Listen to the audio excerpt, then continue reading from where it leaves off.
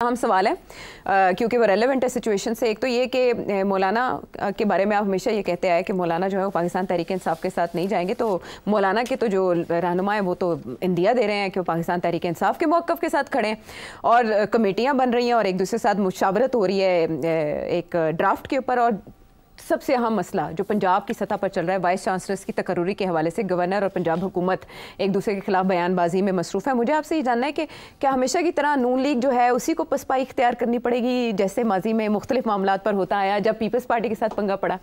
देखिए, ये छोटा सा पंगा है। Let's start with the governor issue. मेरा ख्याल है जरदारी साहब ने गवर्नर साहब को कहा था कि डट जा।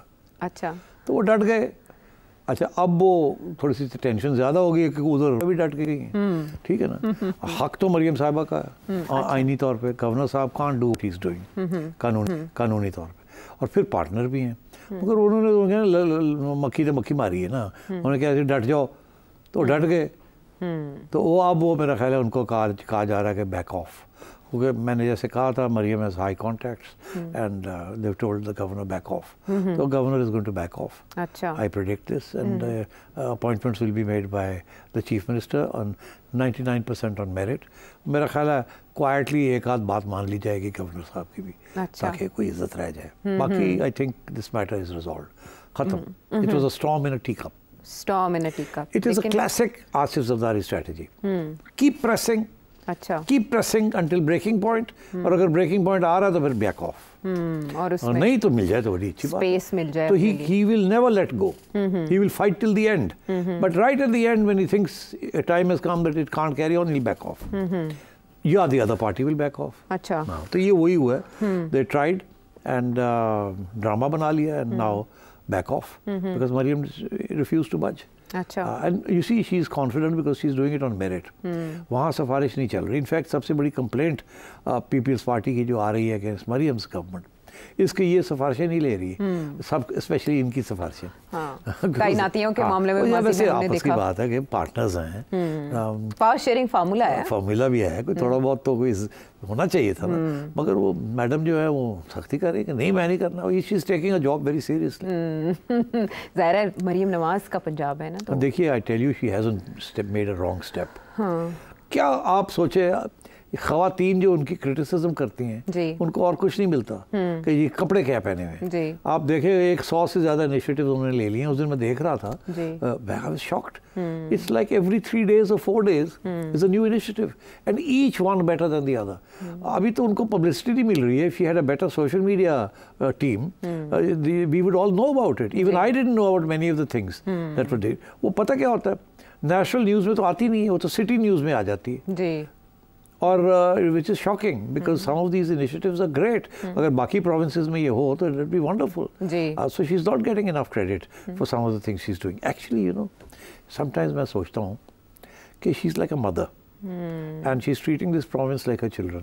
Yes, ऐसा ही वो उन्होंने कहा भी। इम्प्रेशन मुझे ज़हन में बैठ गया है कि वो दिन रात अपने बच्चों के लिए काम कर रही हैं। अच्छा, वो और बात है कि बच्चे बड़े लफंगे ने और मंदे नहीं और तुम्हें पता ये बच्चा था ले भी जाते रहते हुए तुम्हें पता। हाँ जी, में लैपटॉप स्कीम हुई थी।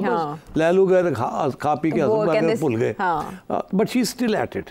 अभी ये जो लेटेस्ट इनिशिएटिव लिया है shrimp farm, fantastic initiative. Just think of it, ये तो 150 साल पहले होना चाहिए। अब जाके होश आई है किसी को, and it is her she who's done it. तो इस किस्म की बहुत सी चीज़ें ये छोटे कतरा ये समुंदर को भर रही हैं। She is trying to recreate her constituency. And by the way, not a single scandal. जी, not a single scandal related to her or her chosen. हाँ, वो छोटी मोटी ना घपले हैं ना तकर्रुरियों के हवाले से वो किसी की बात मानती हैं। अभी तक निकल नहीं सका कोई ऐसा स्कैंडल। एक आध छोटी छोटी चीज़ें कुछ लोगों के बारे में निकली हैं और मेरा ख्याल है उनको भी they've been nipped in the bud. But basically running a clean ship and a very efficient ship. बाकी jealousies तो होती हैं, इससे तो कोई शक नहीं है। ठीक है, वो ज़रूरी होते हैं, कहते हैं तुंदी बादे मुखालिफ वो और ऊंचा उड़ाती है। गैर रिवायती इकदाम है, कुछ गैर रिवायती सियासत भी है। बाकी अब रह गया मौलाना साहब। जी, मौलाना साहब है। हाँ है, ज़रूर है, ज़ाहिर है आने वाले दिन मौलाना के, बल्कि यही दिन मौलाना। नहीं तो अब मैं क्या कहूँगा मौलाना के बारे में, मैंने जितनी बात कहनी थी कर दी हुई। नहीं, एक्चुअली मुझे ऐसा लग रहा है कि तज्जिया आपका गलत साबित होने जा रहा है, क्योंकि मौलाना के जितने रहनुमा हैं उनकी पार्टी के, वो अब्दुल गफूर हैदरी साहब कह रहे हैं कि वो पाकिस्तान तहरीक इंसाफ के साथ हैं और किसी भी ऐसी आईनी तरमीम की हिमायत नहीं करेंगे जो किसी को एक्सटेंशन दे। बहुत से इख्तलाफात हैं और वो पाकिस्तान तहरीक इंसाफ के साथ मीटिंग्स में नहीं, तो वो ये किसी आईनी तरमीम की इसको सपोर्ट नहीं करेंगे जी, जो एक्सटेंशन दे रही हो किसी को। नहीं, उन्होंने ये कहा है कि कोई पर्सन स्पेसिफिक नहीं होनी चाहिए, शख्सियत। अगर जनरल कानून हो जाता है तो कोई हर्ज नहीं। अच्छा, यानी आप कह रहे हैं कि मैं ये कह रहा हूँ, मोटी बात, कि सब ड्रामा है। मौलाना इज अ ग्रेट प्लेयर, अच्छा, ग्रेट मास्टर, एंड आपने देखा नहीं, आउट ऑफ नोवेयर एक नॉन एंटिटी थे, and all of a sudden he is in the centre of the news, on the front page every day. फिर थोड़ी देर के लिए मुल्तान चले गए तो लोग फिर भूलना शुरू हो गए, फिर वापस इस्लामाबाद आ गए, और आके जनाब जर्नलिस्ट को भी बुला लिया, फिर बाकी भी लाइन लगा के लोग वापस आ गए। और कौन आया? पीटीआई भागी आई, सलमान राजा भागा गया। अब मौलाना ने इनको खिला रहे हैं, मौलाना इनको नाचो। मौलाना is playing games with them. बदले ले रहे हैं? नहीं, बदले नहीं ले रहे, मौलाना इज एंजॉयिंग हिमसेल्फ। अच्छा, मौलाना ने फैसला कर लिया है कहाँ जाना है, उन्होंने किसको सपोर्ट करना है, किसको नहीं करना, किस टर्म्स पे करना है, सारी बातें हो गई हैं। अच्छा, और सिर्फ ये है कि सबको थोड़ा सा ऐसे रखा हुआ है, और पीटीआई को तो वो चला रहे हैं। अच्छा, बेचारे पीटीआई वाले, वो उनके पास चारा कोई नहीं है। प्राइवेटली पता क्या कहते हैं? क्या? कि we have no option but to try and get Maulana on our side. देखिए, there is no question of Maulana siding with PTI. There is life and death in KP, one against the other. या मौलाना vote लांदा है या PTI लांदा है। तो मौलाना की तो सियासी दुश्मन सिर्फ एक ही है, that is PTI. It's a bigger problem for Maulana PTI than PTI is for Nawaz Sharif. और People's Party के लिए तो PTI is not a problem. जी, उन्होंने अपना पक्का किया हुआ है, किला पक्का ऐसे मियाँ साहब दी पार्टी वास्ते सी ना, तो उत्थे तो काफ़ी गड़बड़ हो गई है ना, मगर केपी में भी बड़ी गड़बड़ हुई है। मगर आपको मौलाना, आपका ख्याल है कि will allow that to continue? वो खेलेंगे पीटीआई के साथ, मगर कभी भी पीटीआई के साथ अलायंस बना के इस गवर्नमेंट के साथ या इनके खिलाफ नहीं, एस्टैब्लिशमेंट के खिलाफ नहीं जाएंगे। क्यों? क्योंकि आखिर में फ़ायदा जो होगा इसका सिर्फ पीटीआई को होगा। So he'll never do that, but he'll play with them and he'll get his demands met by the government in power. ठीक है, मौलाना का गेम प्लान क्या है? परसेंट मैंने पहले भी ये कहा था, आई स्टिक टू इट। 10 रुपए की शर्त ला लेते हैं। सिर्फ 10 रुपए की, इस पे टैक्स तो नहीं देना पड़ेगा? 2.5 रुपए गैम्बलिंग ये भी टैक्स है, बाय द वे। हाँ, अच्छा जी, if you win something in gambling, and gambling is legal, if it is legal, it's not in this country, but आप अगर लंदन में जाएं तो you gamble and you have to pay tax. अच्छा, चले देखिए, ऑन योर विनिंग्स। ओके, मजाक की बात में एक इन्फॉर्मेशन मुझे अपने अहबाब में से फेस करने को मिल रहा है, वो ये कि नॉन फाइलर की कैटेगरी की बार बार धमकी दी जा रही है कि ये टर्म ही हम ख़त्म कर रहे हैं, ये सिर्फ पाकिस्तान में एग्जिस्ट करती है, हम ख़त्म करने जा रहे हैं। इससे क्या होगा? देखिए आयशा, कहते हैं कि हमारे मुल्क के अंदर कोई 6 मिलियन के करीब फाइलर्स हैं, और कहते हैं कि इससे ज़्यादा शायद वो लोग जो कारोबार भी करते हैं जी, और पैसे भी कमाते हैं, तनख्वाहें भी मिलती हैं, तजारत भी होती है, बैंक अकाउंट्स भी हैं, लैंड क्रूजर्स भी हैं, बड़े बड़े 4-4, 2-2, 3 कनाल के घर हैं डिफेंस में, एंड सो ऑन, और प्रॉपर्टी खरीदी हुई है, और टैक्स कोई नहीं देते। तो सवाल ये खड़ा होता है कि अगर आपके पास कोई इनकम आ रही है, और तो जो भी इनकम आती है तो टैक्स देना पड़ता है, हर इनकम के ऊपर देयर इज इनकम टैक्स जी। तो वो कहते हैं लोग ऐसे यहाँ कि वो अपने इनकम टैक्स रिटर्न फाइल ही नहीं करते, बताते ही नहीं है कि हमारी क्या इनकम है और क्या कितना टैक्स बनता है। इसलिए नहीं बताते इनकम, क्योंकि अगर इनकम बता दी तो फिर टैक्स देना पड़ जाएगा, तो फाइलिंग ही नहीं करते। तो ये पाकिस्तान का आम तौर पे कहते ये है कि अगर आपकी सारे मुल्क की आमदन जो है, इनकम सारे पाकिस्तान की 100 रुपये है, अगर 100 रुपये, तो इसका ये मतलब है कि कम से कम 15 या 20% उस इनकम का टैक्स कलेक्ट होना चाहिए। टैक्स टू जीडीपी रेशियो जी अभी 9% के करीब है। हाँ। ये जब से मैं पैदा हुआ हूँ, अच्छा 9, 8, 9, 10, 8, 9, 10, और जो एडवांस कंट्रीज हैं वहाँ तो 20 से ऊपर है जी। और even in a country like India is 16-17%। तो वो कहते हैं कि जो टारगेट होना चाहिए वो 20% होना चाहिए। अच्छा, मगर 20% तो बहुत लंबी बात है ना। वो ये है कि तुसी 9-10 हो तो 12-13 ते आ जाओ। हर गवर्नमेंट आती है कहती है हम करेंगे, मगर करते नहीं है। तो टैक्स टू जीडीपी रेशियो नहीं बढ़ता। जीडीपी हमेशा 2-3-4% ग्रो कर रही होती है। हाँ। टैक्स टू जीडीपी रेशियो वहीं का वहीं फंसा है, कभी गिर भी जाता है, बढ़ता नहीं है, टारगेट्स नहीं अचीव होते। हाँ। तो इसीलिए तो रेवेन्यू नहीं इकट्ठी होती। अब वो फिर ये क्या करते हैं, रेवेन्यू इकट्ठा करने के लिए ये जो इम्पोर्ट्स होती है उसके ऊपर ड्यूटी लगा देते हैं। इनकम के ऊपर नहीं टैक्स लगता, वो जो आप खरीदते हैं उनके ऊपर लग जाता है। ठीक है। इनडायरेक्टली आपसे पैसे लेना शुरू कर देते हैं, या सेल्स टैक्स हो जाता है, या रेगुलेटरी ड्यूटी हो जाती है, या कस्टम ड्यूटी हो जाती है। मगर दुनिया का जो असूल है वो ये है कि एफिशिएंट इकोनॉमी वो होती है जहाँ इनकम के ऊपर टैक्स हो, ताकि हर बंदा ये समझे कि मेरा भी हिस्सा है इन being represented in this country। और पुराने ज़माने में ये होता था कि नो रिप्रेजेंटेशन विदाउट टैक्स। जो टैक्स देंगे तो आप रिप्रेजेंट कर सकते हैं पार्लियामेंट के अंदर, या आप सिटीजन आपको माना जा सकता है। ठीक है। तो अब सूरत हाल है कि हम बड़ी प्रिमिटिव स्टेज पे हैं and we need to increase this ratio. और नॉन फाइलर जो है, जब तक वो फाइलर नहीं बनेंगे, जब तक अपनी इनकम टैक्स रिटर्न नहीं फाइल करेंगे, अच्छा पहली उस वक्त तक ये मसला हल नहीं होगा। अब पहली स्टेज तो ये है कि वो अब फाइलिंग करने शुरू कर देंगे। क्यों? क्योंकि उन्होंने कहा कि अगर फाइल नहीं करेंगे तो आप जहाज का टिकट भी नहीं ले सकते। अब फाइल नहीं करेंगे तो गाड़ी रजिस्ट्रेशन अपने नाम पे नहीं कर सकते। फाइल नहीं करेंगे तो ये नहीं, प्रॉपर्टी नहीं खरीद सकते, ट्रांसफ़र नहीं कर सकते। सवाल खड़े हो गए। अब वो पहली स्टेज पे तो ये होगा लोग फाइलर बन जाएंगे। ठीक। मगर उसमें भी झूठ लिखेंगे। फाइलर बन गए ना तो NTM नंबर मिल गया, ये करेंगे क्या? पहली स्टेज पे कहेंगे हमारी तो इनकम ही कोई नहीं, इसका मतलब टैक्स ही कोई नहीं। ये झूठ बोलेंगे। जिसकी इनकम 10 लाख रुपए महीना है वो कहेगा 1 लाख रुपए महीना है। ठीक है। 1 लाख के ऊपर वो 15,000 दे देगा। अगर 10 लाख कहेगा तो उसके ऊपर तो उसको 3 लाख रुपया देना पड़ जाएगा।